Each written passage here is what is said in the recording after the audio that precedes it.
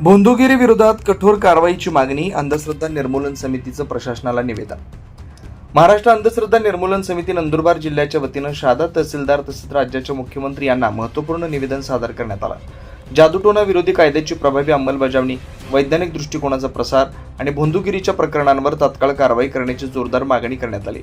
या निवेदनात विशेषतः स्वतःला बाबा म्हणून प्रसिद्ध असलेल्या अशोक खरात याच्यावर कडक कारवाई करण्याची मागणी करण्यात आली।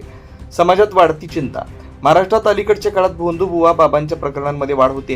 देवी शक्ती, चमत्कार, ज्योतिष व अध्यात्माच्या नावाखाली नागरिकांची आर्थिक फसवणूक, मानसिक छळ तसेच महिलांचं शोषण होत असल्याच्या घटना समोर येतात। या प्रकारामुळे अंधश्रद्धेला खतपाणी मिळून गुन्हेगारी प्रवृत्ती वाढण्याचा धोका निर्माण झाल्याचं समितीने नमूद केलं।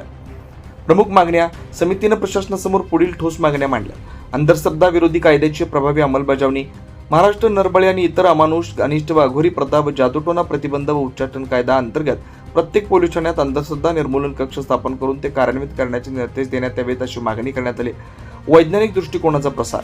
भारतीय राज्यघटनेतील वैज्ञानिक दृष्टिकोनाच्या मूल्यांचा प्रसार करण्यासाठी शाळा, महाविद्यालय व समाज पातळीवर जनजागृती कार्यक्रम राबवण्याचं आवाहन करण्यात आलंय। तसेच जिल्हा स्तरावर जादूटोणा विरोधी कायदा प्रचार प्रसार समितीची बैठक तातडीने घेऊन त्यात समितीच्या पदाधिकाऱ्यांना अधिकृत सहभाग देण्याची मागणी करण्यात आली। भोंदूगिरी प्रकरणांवर तात्काळ कारवाई।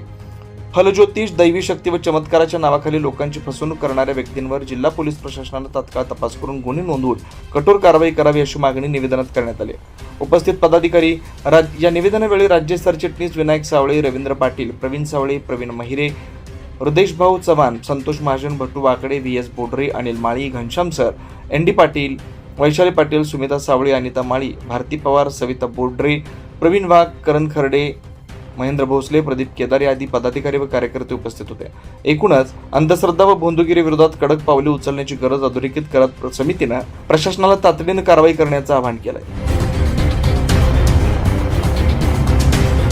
आज महाराष्ट्र अंधश्रद्धा निर्मूलन समितीच्या शहादा शाखेच्या वतीने माननीय तहसीलदार साहेबांना निवेदन देण्यात आलेलं आहे।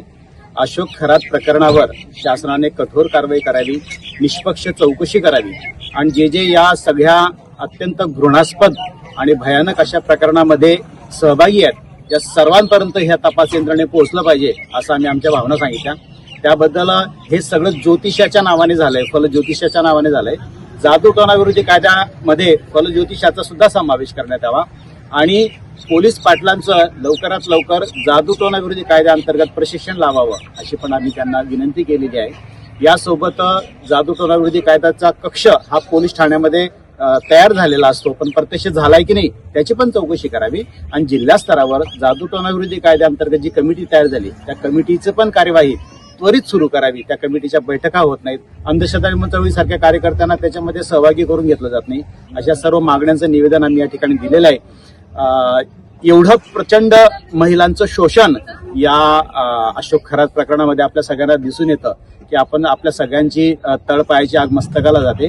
अशा कुठल्याही भोंदूबुवांच्या नादी कुठल्याही प्रशासनाने, कुठल्याही राजकीय व्यक्तीने पाठिंबा देऊ नये, त्याचं उदात्तीकरण करू नये आणि त्याला संरक्षण देऊ नये अशी अपेक्षा आम्ही तहसीलदार साहेबांजवळ व्यक्त करतो। 24 लाईव्ह महाराष्ट्र न्यूजसाठी जगन ठाकरे, शहादा।